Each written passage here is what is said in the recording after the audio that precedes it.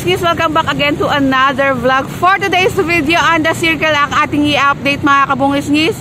Ngayon ay October 4, 2020 and time check na rin 5:59 na po ng umaga dito sa Pilipinas. Ayan po yung Anda Circle dito sa Mel Lopez Boulevard. Pagpasok mo pa lang dito sa side na to, kapag papunta ka sa Manila Bay, dito po yung side na to, meron pong mga halaman. Ayan mga kabungis.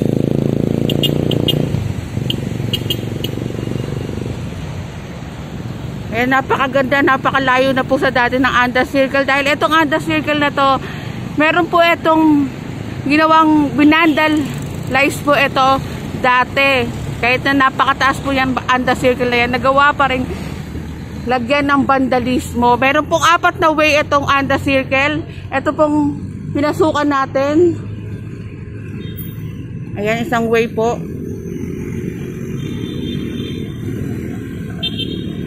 Lamppost.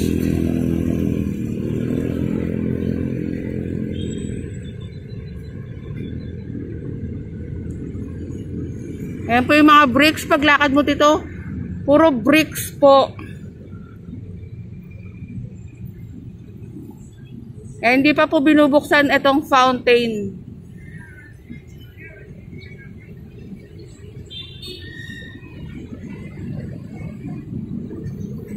Closer look.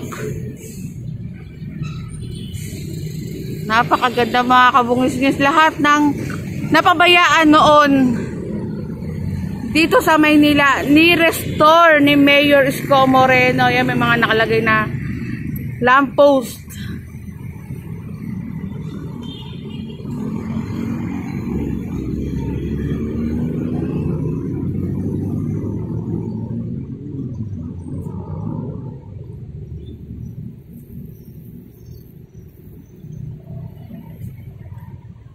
Ito po yung second way papunta dito.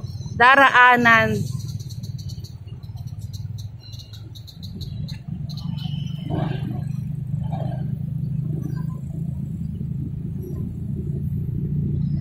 Eh po merong mga pailaw.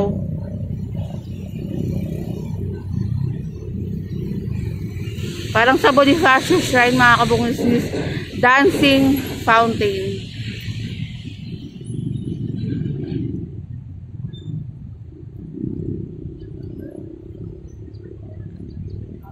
Eh, nung nakaraan po kasi sarado to. Eh, ngayon naman po, bukas na. Pero hindi pa po, hindi ko pa sure kung kailan po i-open po itong Anda Circle.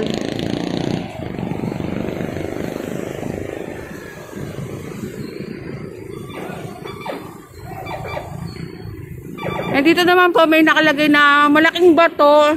Siguro paglalagyan din po ito ng pangalan. Kakabitan po.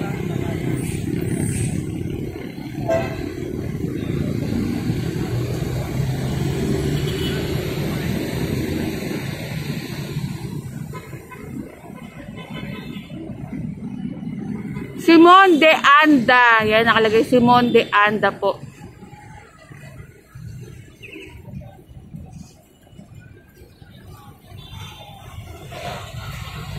Yan, kapag pasok mo pa lang meron ng ilaw, lamppost.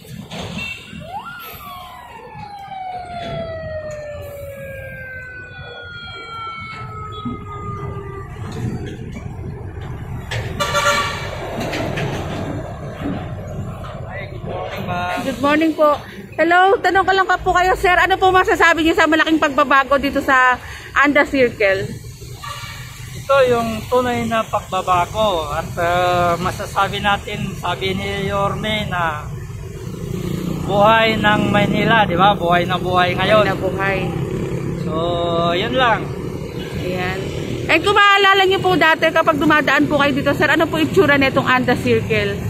So, hindi ganito. Talagang marumi dito at saka hindi mo alam kung inaayos o nililinis, basta hindi wala sa hindi ko alam kung anong ibig sabihin, wala sa ayos talaga. Ayun, wala so, sa ngayon ayos. Kita mo naman, sa likod, di ba? Yes po. Yan, salamat sir. Ayan, malaking pagbabago nga po talaga dito sa Anda Circle dahil ito pong Anda Circle, ginagawa din tulugan ito ng iilan dati.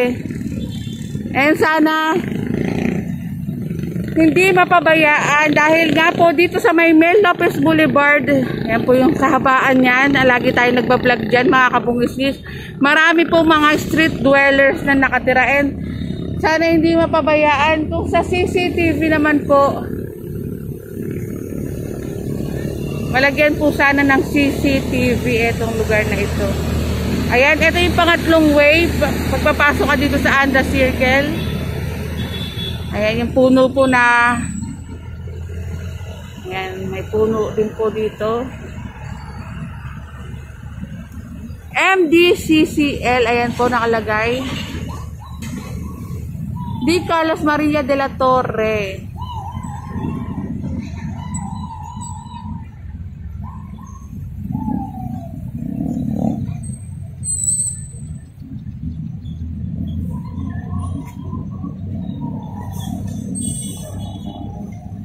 Ayan, may walis pa po dito. Nililinis po ito araw-araw mga kabungisnis. Dahil sa mga naglalaglagang yung mga halaman po. Ayan, ang dami mga siklista, mga kabungisnis na papuntang Manila Bay. Ayan, naggaganda ang mga halaman.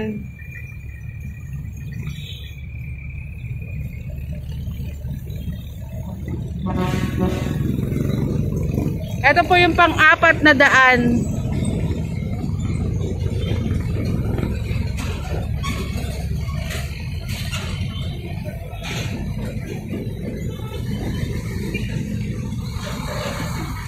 La Patria Arca de Sida.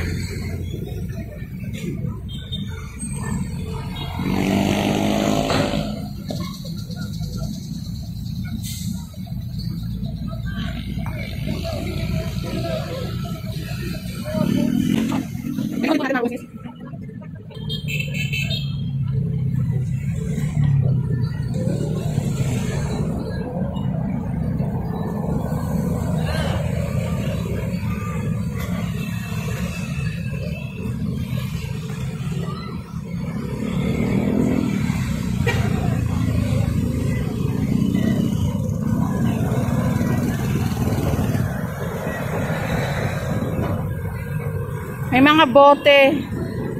Dahil sa linggo ngayon mga kabungisnis, minsan nadudumihan kapag walang bantay.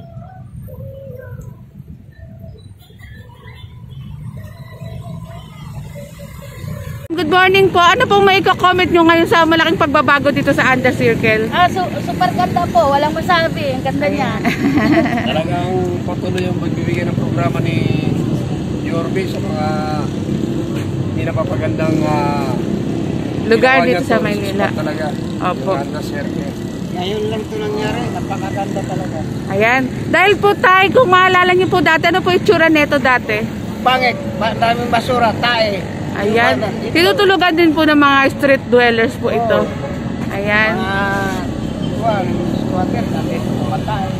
Dito na rin po dumudumi. Yung tubig po neto, meron pa po ba dati to? Wala. Ngayon lang ito nangyari. Ngayon lang rin po yung tubig na naayos. Nagkaroon pala. And meron nga po dito dati na binabandal po, sinusulatan ng mga iilan. Ayan, maraming salamat tayo. Good morning po. Thank you po, sir. Ayan, mga kabungisnis. Malaking pagbabago dito sa Anda Circle. Malayo na sa dati. Ayan po, meron palang leon dun. Malaking pagbabago.